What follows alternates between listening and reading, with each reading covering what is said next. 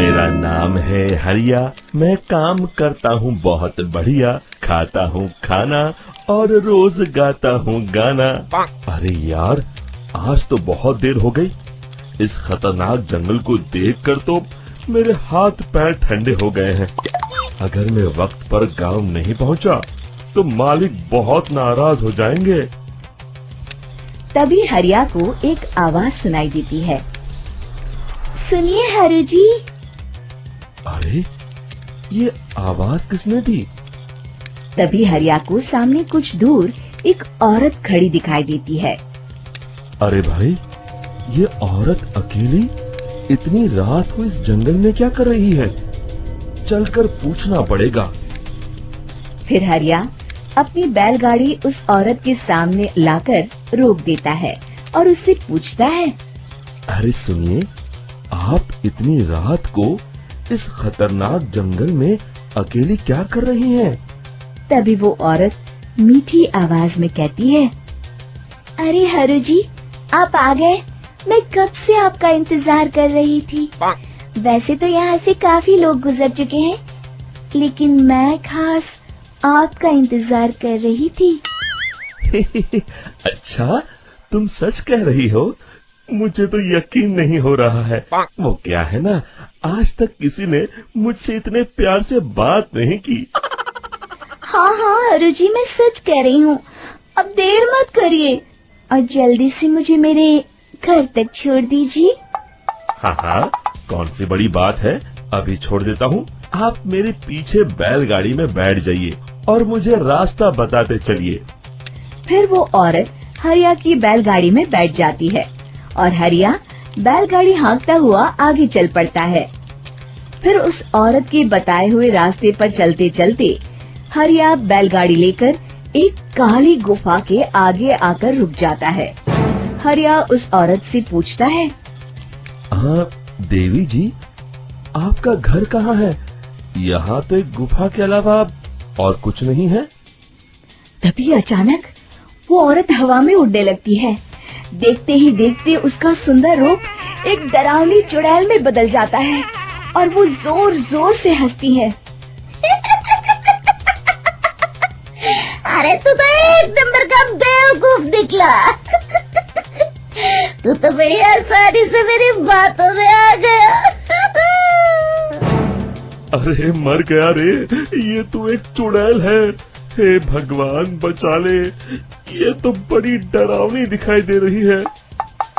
और फिर अगले ही पल हरिया की बैलगाड़ी में रखा सारा सामान हवा में उड़ता हुआ उस काली गुफा के अंदर चला जाता है और वो चुड़ैल भी उस गुफा के अंदर जाकर कहीं गायब हो जाती है।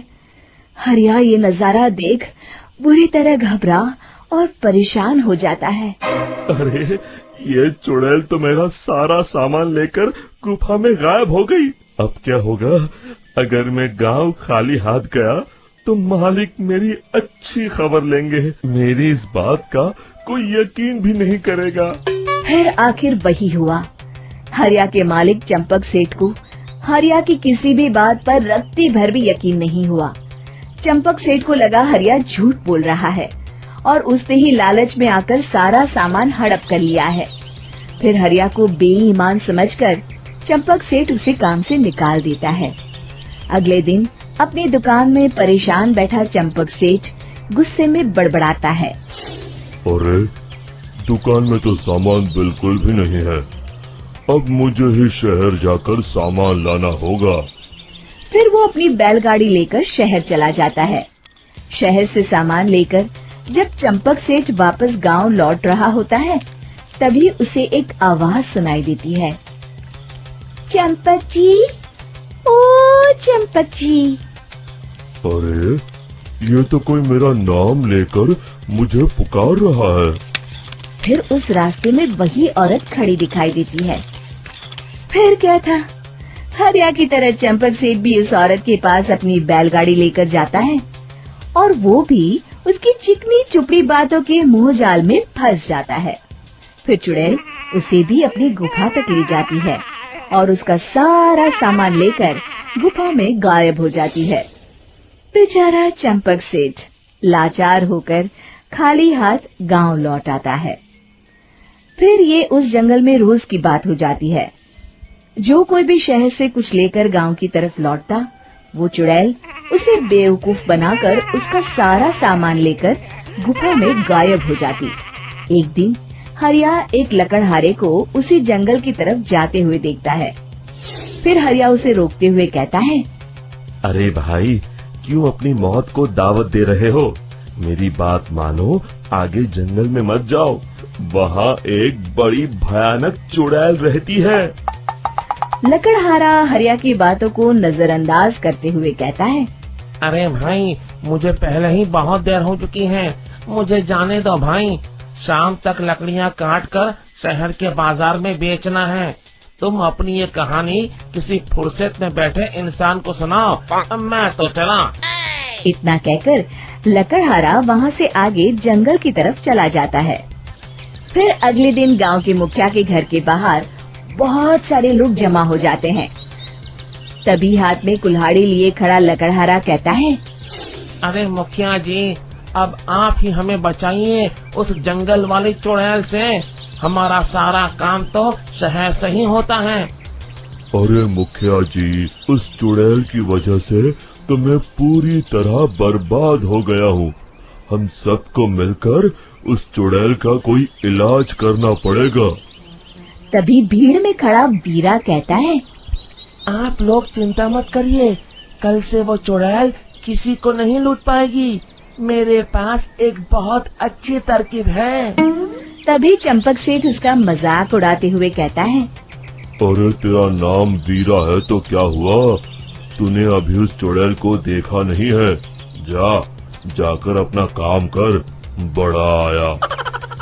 तब मुखिया जी कहते हैं, नहीं नहीं चंपक सेठ, मुझे लगता है हमें इस लड़के को एक मौका देना चाहिए।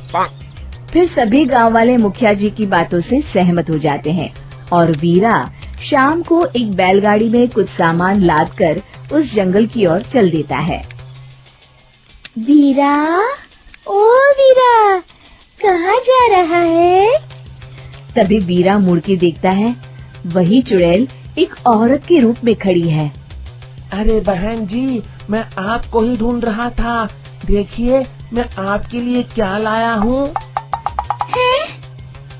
अरे वाह, तो खुद मेरे लिए इतना सामान लाया है। तू ही अकेला गांव में समझदार है। जरा देखो, मैं भी खोल के, बड़े भूख लगी है। जैसे ही चुड़ैल उस सामान पर से कपड़ा हटाती है, एक भगवान शिव की तेज रोशनी उसके अंदर मूर्ति से निकलती है और चुड़ैल अपने असली रूप में आकर जलने लगती है। अरे मैं जल रही हूँ, बचाओ! बचाओ! ओम नमः शिवाय, मर गई मैं! देखते ही देखते वो चुड़ैल राख के साथ उड़ जाती है और सभी गांव वाले भी वहां जाते हैं। शिक्षा बुराई पे सदा अच्छाई की ही जीत होती है।